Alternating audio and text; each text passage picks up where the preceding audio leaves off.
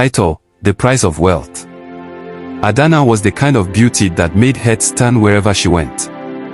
Her skin was smooth like fresh palm oil, and her eyes sparkled brighter than the stars on a clear night. Men from all over Lagos admired her, but Adana had a secret. Beneath the glamour and wealth she flaunted, she was trapped in a dangerous world, one she couldn't escape. From a young age, Adana had big dreams. She wanted to leave her poor village and live the life of luxury she saw in magazines. So, when she arrived in Lagos, she quickly discovered that beauty could open doors. She started mingling with wealthy men, some of whom paid her handsomely for her time and company. What started as an innocent quest for a better life soon turned into a risky game. Adana became a high-class prostitute, dressing in expensive clothes and living in a fancy apartment paid for by her clients. The money was good, and the lifestyle even better. But deep inside, Adana felt something was missing. Sometimes, she'd stare at herself in the mirror, wondering how she had gotten so far from the girl she once was. Still, she silenced her doubts with the glitter of gold and the smell of crisp naira notes. One evening, Adana received a message from a man she had only heard of in whispers. Chief Emeka, wealthy beyond imagination, powerful and feared. It was said he had connections everywhere, from the high courts to the dark corners of the underworld. He wasn't like her regular clients, but his offer was too tempting. He promised to give her more money than she had ever seen in her life.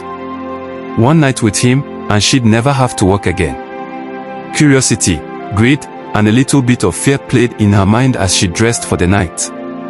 She wore a red gown, one that hugged her body like a second skin. Adana knew she looked stunning, but for the first time in a long while, she felt uneasy. Chief Emeka's mansion was hidden deep in the outskirts of the city, surrounded by tall trees that seemed to whisper secrets. The gates opened as she arrived, and she was greeted by his cold, piercing eyes. He smiled, but there was something off about it. Still, Adana pushed the thoughts away. She had dealt with dangerous men before. This was just another night, she told herself. The mansion was grand, decorated with gold and marble, but something about the air inside felt heavy.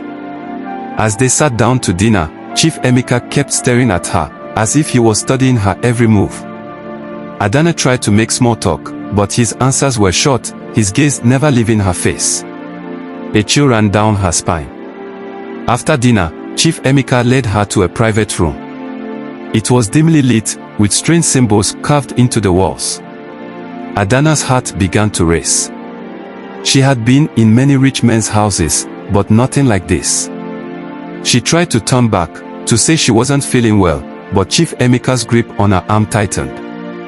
His smile had disappeared. "Relax," he whispered. "You'll be fine." The fear in Adana's chest grew as he began chanting words she didn't understand. Her body felt heavy, like she was trapped in a nightmare.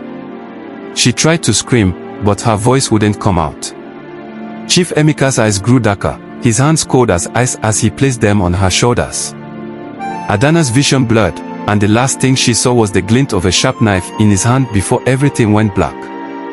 Days passed, and Adana's friends began to worry. She had gone to Chief Emeka's mansion but never returned. They asked around, but no one dared to speak against the powerful man. It wasn't until a week later that her body was found in a shallow grave in the forest, mutilated and drained of life. The police investigated, but no charges were ever filed. Chief Emeka's wealth and influence ensured that. Whispers spread across Lagos, Adana had been used for rituals.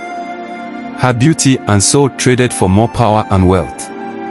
Her death became a cautionary tale, a reminder that not all that glitters is gold. The same men who once admired her beauty now spoke of her with pity. But it was too late for Adana. Her quest for riches had cost her the ultimate price.